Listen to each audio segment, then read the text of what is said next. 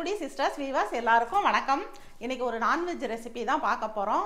மீன் குழம்பும் மீன் வறுவலும் தான் செய்ய போறோம். எப்படி செய்யறதுன்னு பார்த்துடலாமா? இன்னைக்கு மீன் குழம்புக்கு முரல் மீன் தான் எடுத்திருக்கோம். இது வந்து குச்சி புள்ள முரல்னு எங்கள் ஊரில் சொல்லுவாங்க. மற்ற ஊர்லாம் குச்சி முரல்னு சொல்லுவாங்க. இது குழம்புக்கும் வறுவலுக்கும் ரொம்ப நல்லாயிருக்கும். இப்போ தான் கிடச்சிச்சு, அதனால தான் எடுத்தேன். இது வந்து நான் வறுவலுக்கு எடுத்து வச்சுருக்கேன், இது குழம்புக்கு எடுத்து வச்சுருக்கேன். மொத்தம் 1 கிலோ எடுத்ததில் 2க்கும் பிரித்து எடுத்து வச்சுருக்கேன். இப்போ நம்ம குழம்புக்கு வதக்கி அரைச்சிடலாம். கொஞ்சம் வதக்கி அரைக்கிறதுக்கு நான் கடாய் அடுப்பில் வச்சுருக்கேன். இதில் 1 டேபிள் ஸ்பூன் அளவு எண்ணெய் ஊற்றுறேன்.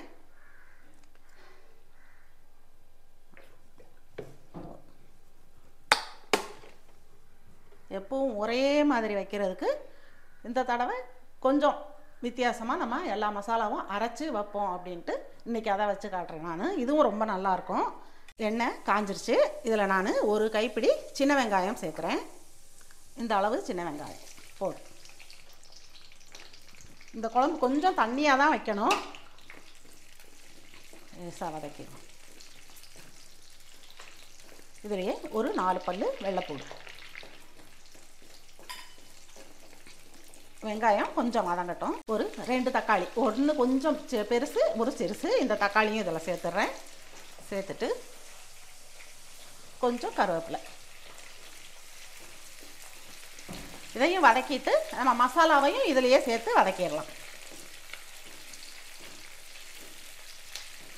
தக்காளி வதங்கிட்டு இருக்கு. இதுலேயே நம்ம புளியையும் சேர்த்து வதக்கி தான் அரைக்க போகிறோம். நான் அதுக்கு இந்த அளவு புளி எடுத்திருக்கேன். ஒரு சின்ன எலுமிச்சம்பழம் அளவுக்கு புளி எடுத்திருக்கேன். இதை சேர்த்துடலாம். புளியையும் வதக்கி அரைச்சி செஞ்சால் வாசமாக நல்லாயிருக்கும் குழம்பு. கொஞ்சம் மீடியமில் வச்சிடலாம். தக்காளி வதங்கி கொஞ்சம் தோல் சுருங்கி வருது. இந்த சமயத்தில் நம்ம வீட்டு குழம்பு மிளகாத்தூள் ஒரு 2 ஸ்பூன் சேர்த்துட்றேன். சேர்த்துட்டு இதில் வந்து நம்ம மீன் வறுவல் மசாலா, இது வந்து ரெடிமேடு தான், கடையில் வாங்கினது தான். இது ஒரு ஸ்பூன் சேர்க்குறேன் நான். இது சேர்க்கும்போது குழம்பு சூப்பராக இருக்குங்க இது. இதையும் சேர்த்து வதக்கிட்டு நம்ம ஆற வச்சு நல்லா அரைச்சிடலாம்.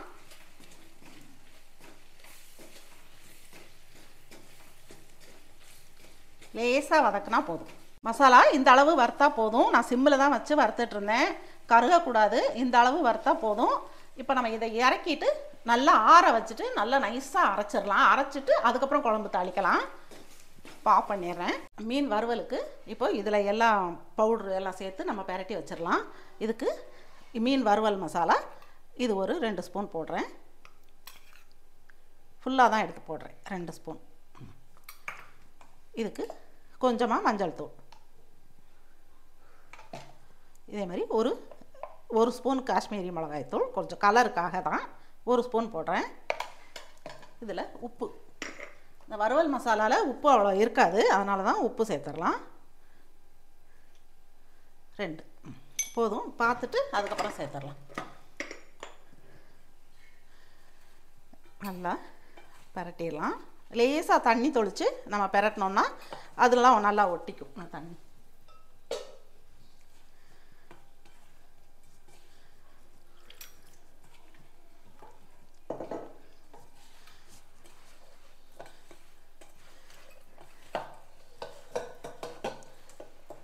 இது கொஞ்சம் நல்லா பெரட்டி வச்சுருக்கேன். இதில் வந்து நம்ம ஒரு லெமன், சின்ன லெமனு 1 லெமன் புழிஞ்சுக்கலாம். மீன் பொரியலுக்கு லெமன் சேர்த்து பொரிச்சோன்னா ரொம்ப நல்லாயிருக்கும். எப்போவுமே நான் லெமன் சேர்த்து தான் இது மீன் பொரியல் செய்வேன். இதையும் சேர்த்து நல்லா பிசைஞ்சிடலாம். அது பாட்டுக்கு 1 மணி நேரம் ஊறட்டும். நம்ம குழம்பெல்லாம் வச்சு முடிச்சுட்டு அதுக்கப்புறம் பொரிப்போம். மசாலா நல்லா ஆறிடுச்சு. இப்போ இதை அரைச்சிடலாம். நம்ம மிக்சியில் சேர்த்துடலாம்.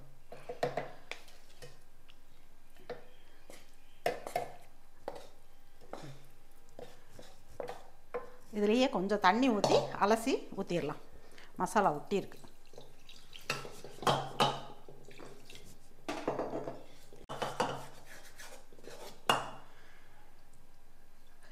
கை நடக்குது தம்பி.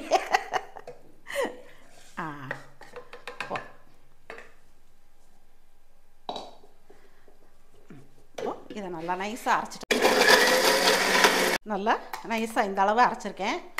இப்போ நம்ம குழம்ப தாளிச்சிடலாம். இப்போது மீன் குழம்புக்கு மண் சட்டி அடுப்பில் வச்சாச்சு.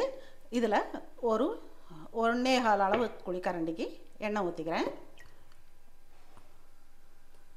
ஏன்னா மீன் கொஞ்சம் தான் இருக்குது, இந்த அளவு தான் ஊற்றுறேன். காயட்டும், எண்ணெய் காயட்டும். எண்ணெய் காஞ்சிருச்சு. இதில் ஒரு 1/2 ஸ்பூன் வெந்தயம் சேர்க்குறேன். கொஞ்சமாக சோம்பு இதையும் சேர்த்துடலாம். கொஞ்சம் பொரியட்டும். பொரிஞ்சதுக்கப்புறம் கொஞ்சம் கருவேப்பிலை, 3 பச்சை மிளகாய் அதையும் சேர்த்துடலாம். பொரிஞ்சிருச்சு. இப்போ நம்ம பச்சை மிளகாயையும் கருவேப்பிலையும் சேர்த்துடலாம். பச்சை மிளகா கீரி போடுங்க, சும்மா போட்டுறாதீங்க, வெடிக்கும்.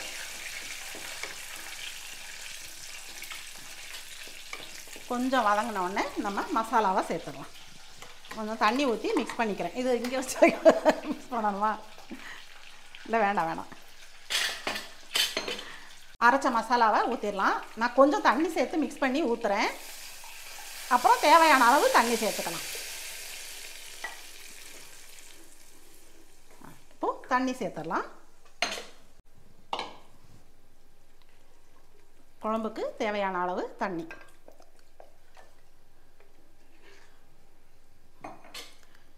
இன்னும் கொஞ்சம் ஊற்றலாம்.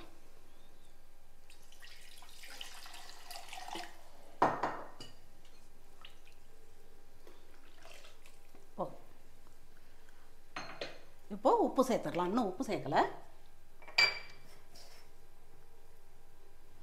குழம்புக்கு தேவையான அளவு நான் உப்பு.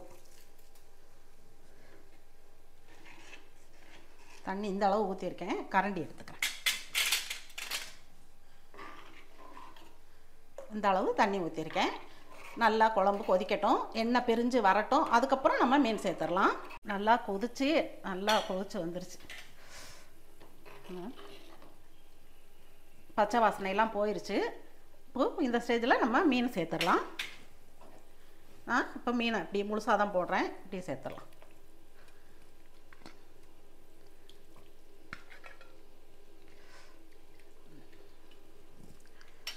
போட்டு லேசாக ஒரு பெரட்டிட்டு அப்படியே ஒரு 5 நிமிஷம் மூடி வச்சிடலாம். அதுக்குள்ளே மீன் வெந்துடும். மீன் குழம்பு ரெடி ஆயிடுச்சான்னு பார்க்கலாம். சூப்பராக ரெடி ஆயிடுச்சு. எண்ணெயெல்லாம் பிரிஞ்சு வந்துருச்சு. மீனும் நல்லா வெந்துருச்சு. இதை கிண்டக்கூடாது ஓயாமல். இப்போ நம்ம இதை இறக்கி வச்சுட்டு மீன் பொரிச்சிடலாம். எண்ணெய் காஞ்சிருச்சு. இப்போ நம்ம மீன் போட்டு பொரிச்சு எடுத்துடலாம்.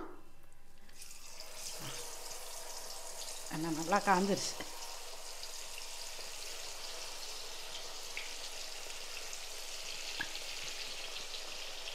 இன்னொன்று போடுறோம். போதும். உடனே திருப்பாமல் கொஞ்சம் நேரம் வேகட்டும். வெந்ததுக்கப்புறம் நம்ம லேசாக திருப்பி போடலாம். மீன் வெந்துருச்சு.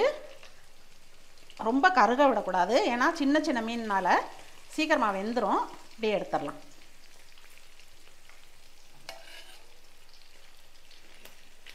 இந்த அளவு வெந்தால் போதும்.